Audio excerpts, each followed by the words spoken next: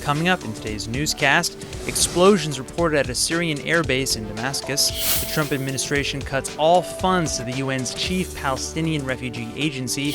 And sorry kids, summer vacation is officially over. Today, 2.3 million Israeli kids head back to school.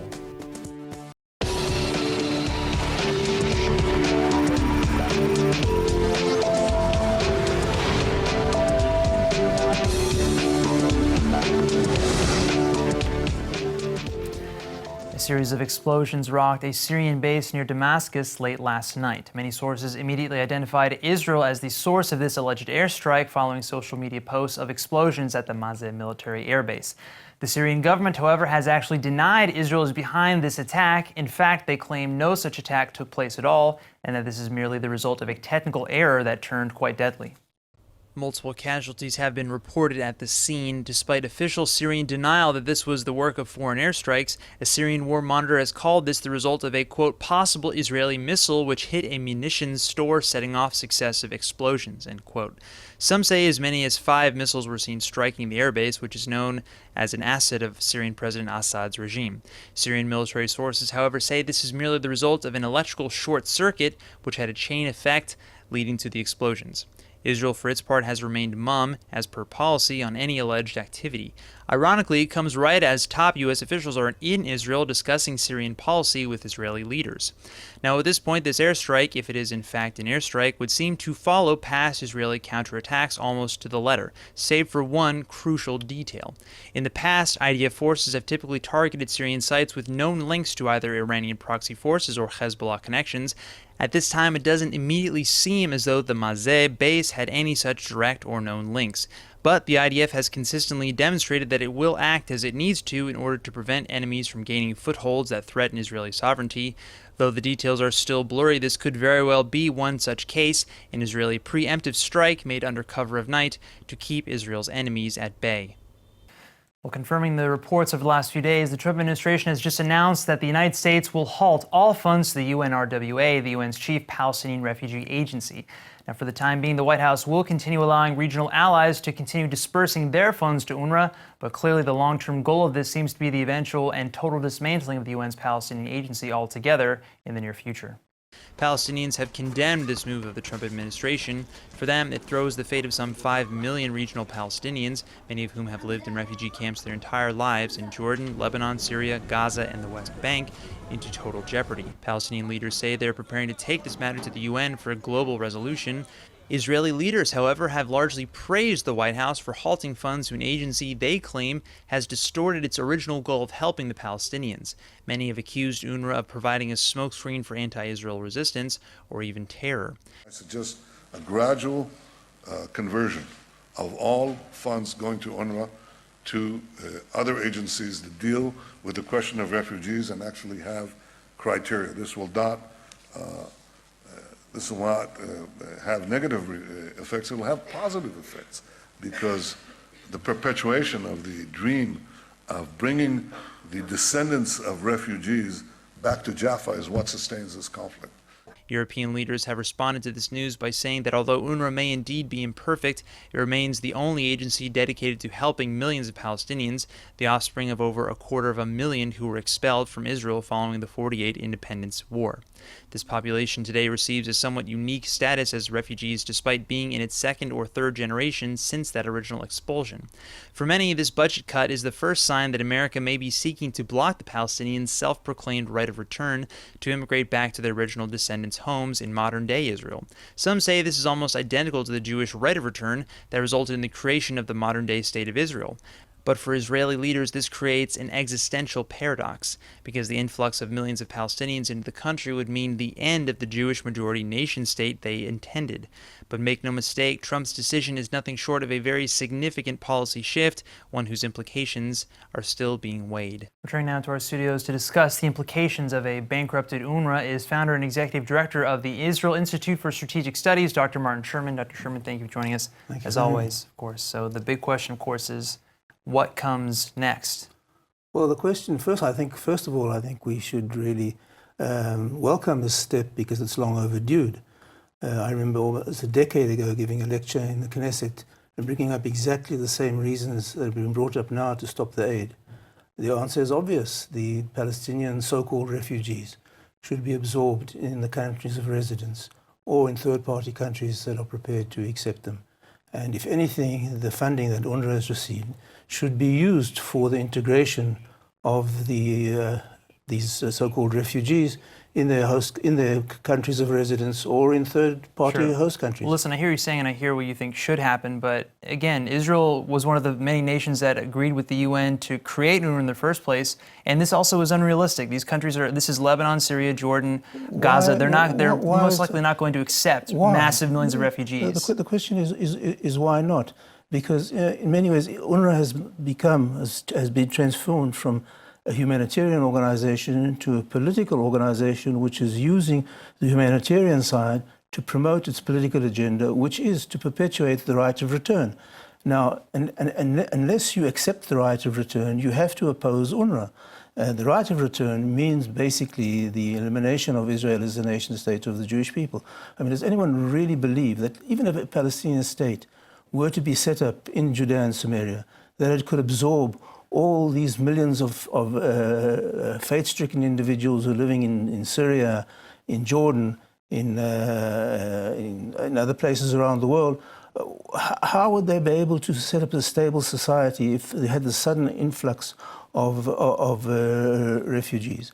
So the only reason for perpetuating UNRWA is to keep alive the right of return.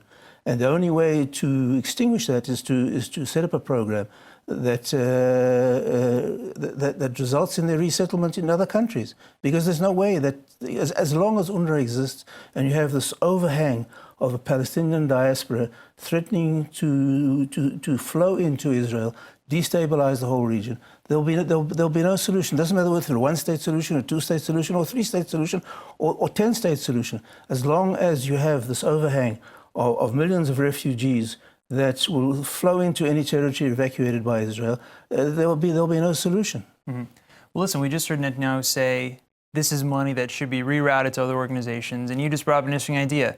What if there was money being used to give to other countries that currently have millions of refugees, Palestinian refugees who live in camps, sometimes their whole life? Why isn't that the idea on the table? Well, I think it should. I think it should be on the table. But one of the reasons that it's not on the table is because in the Arab League there's a decision to deny Palestinians who've been resident in their countries for decades citizenship, so that they can keep alive the hope of return. In fact, let me read you a quote. In the LA Times in 2004. Hisham Youssef, a spokesman for the Arab League, acknowledged that the Palestinians live in very bad conditions, but the official policy is meant to preserve the Palestinian identity.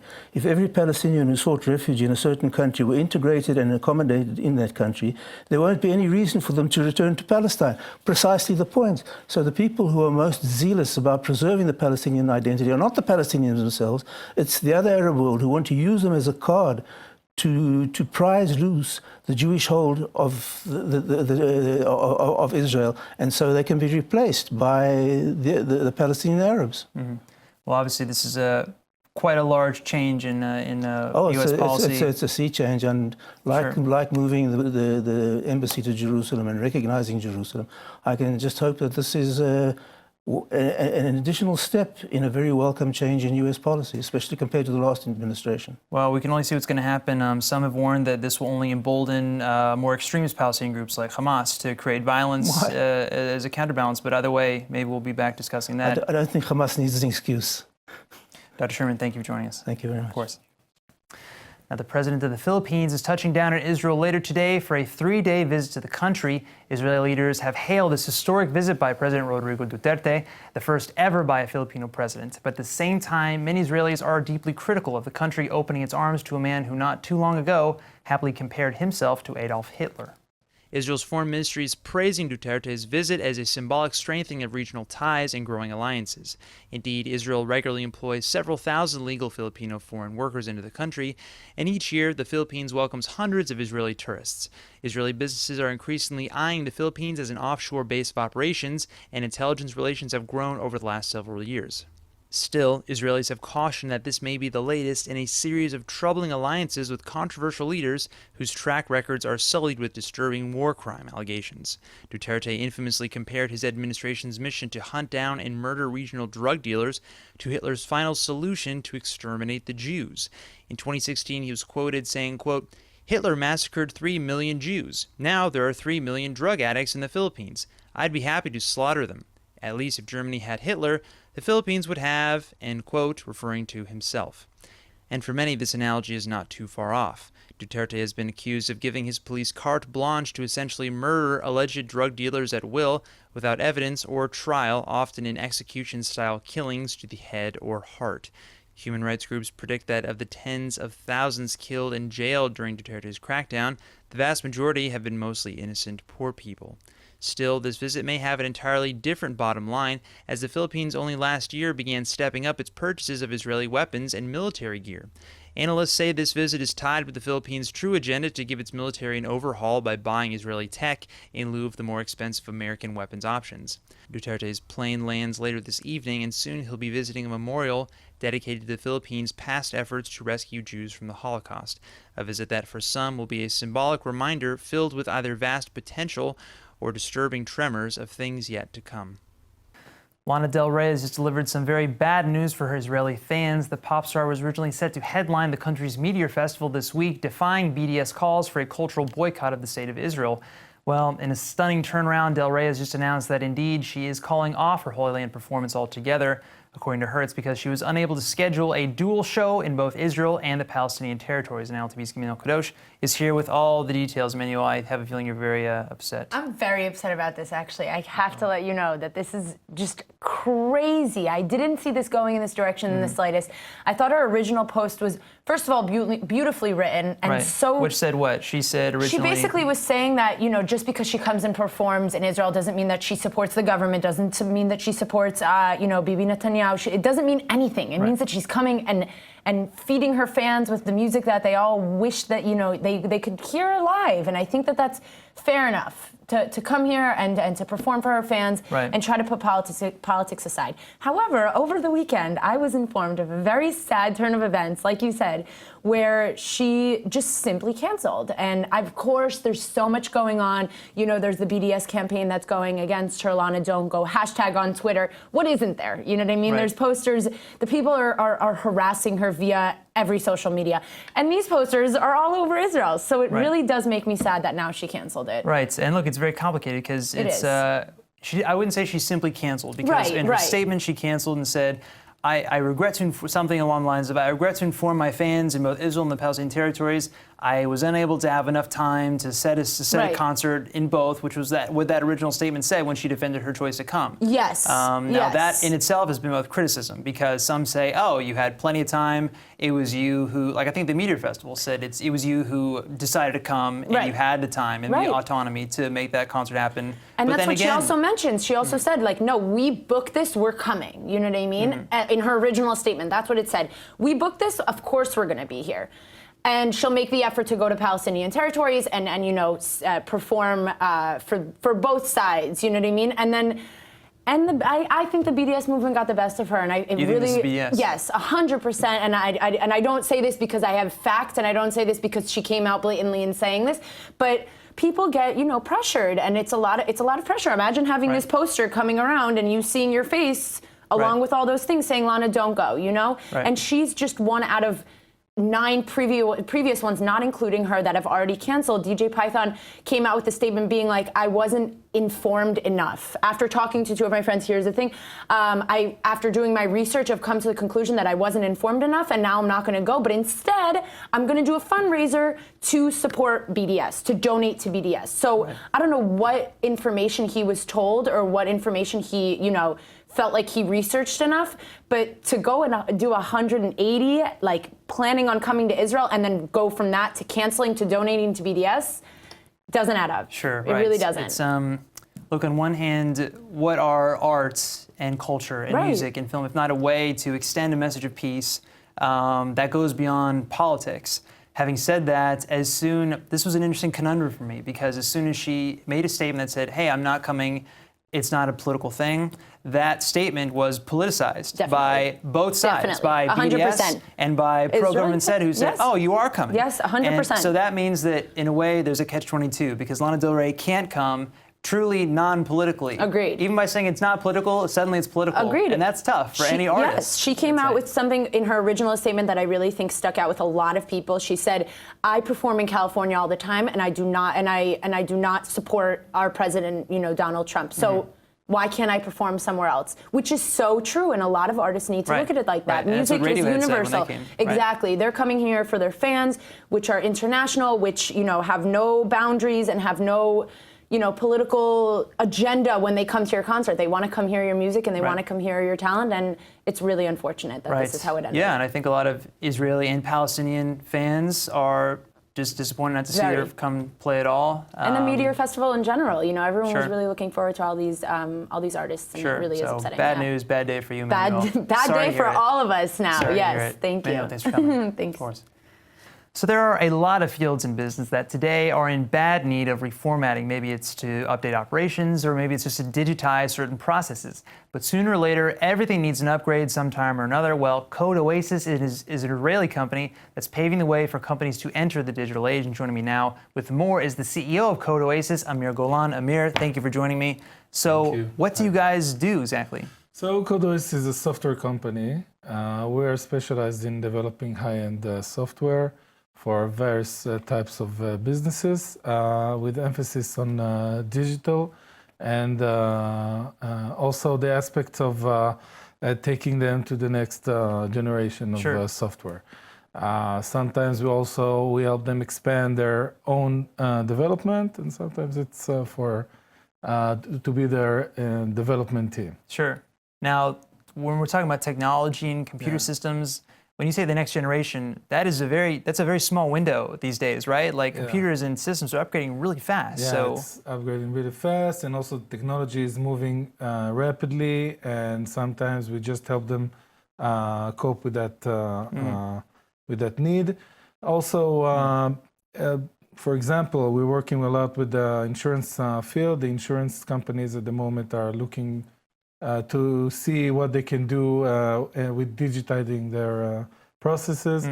So they are using Code Oasis first to connect them with the digital aspect. We help them to do the digital transformation. And also by using we have a core system to help them even change their whole business toward digital, the whole process from end to end.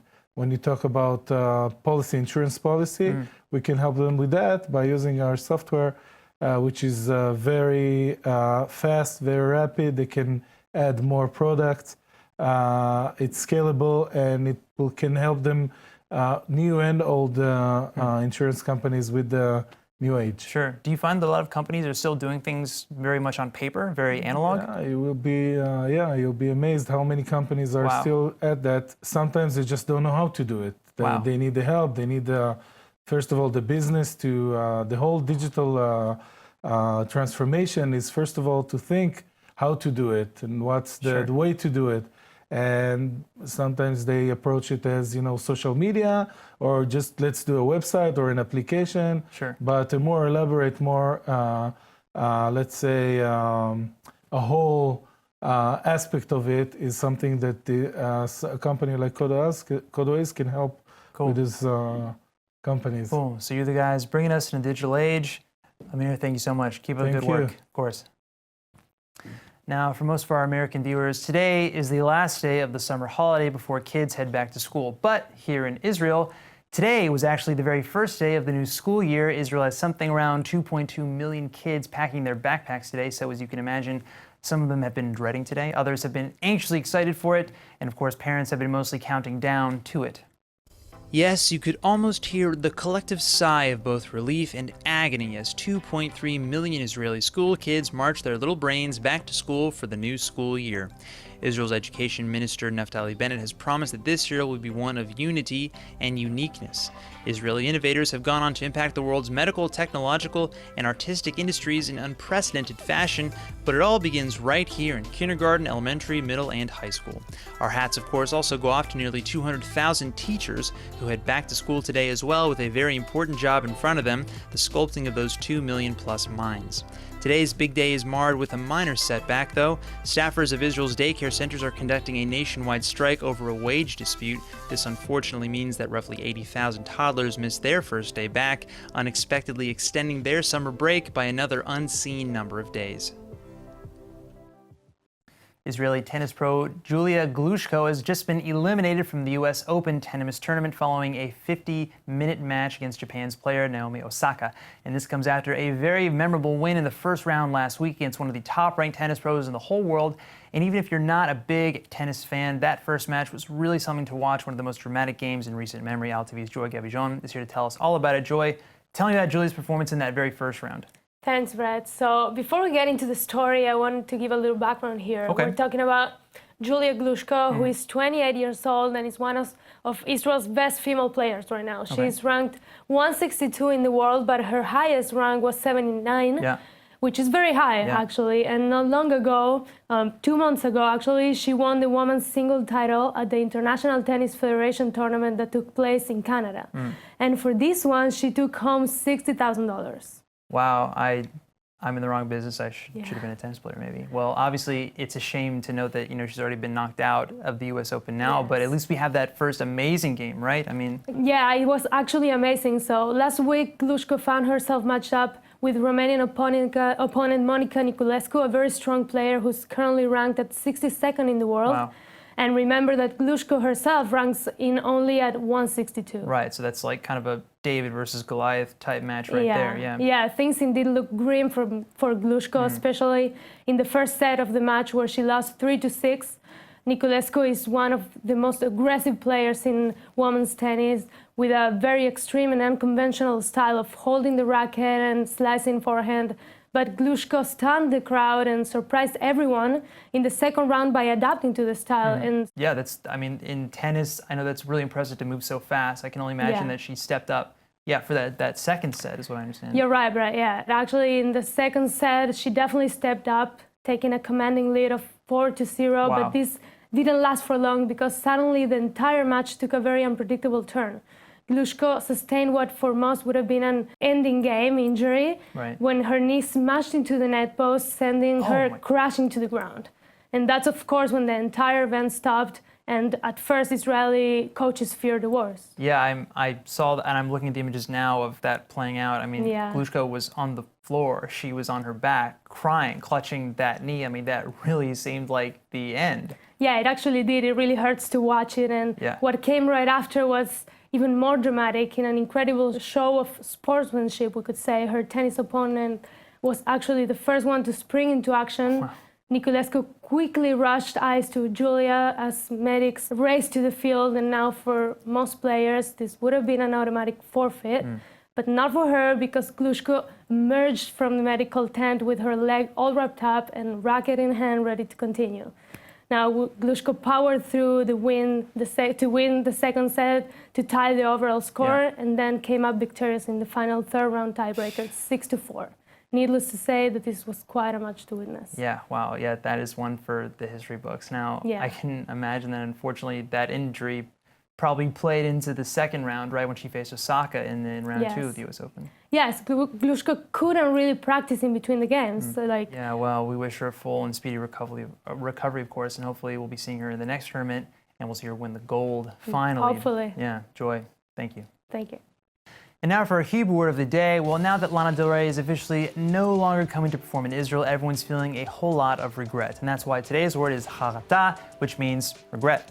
Now, there's a lot of reasons to feel some major harata or regret in your life. Maybe you wanted to do something that you never ended up actually doing. That's always cause for harata. Or then again, maybe you did do something that later you wish you didn't do. I think we all have some harata like that in the back of our closet. But then again, if you're happy with who you are, then yeah, no need for any kharatot at all, no regrets, as long as you learned and grew into a better person. On that, let's go ahead and take a look at the weather forecast. Tonight should be clear and warm with a low of 76 or 24 degrees Celsius, and then tomorrow you can expect sunny skies and a slight rise in temperatures to a high of 88 or 31 degrees Celsius. All right, that's it for today's news. Today's exchange rate is 3.61 shekels to the American dollar.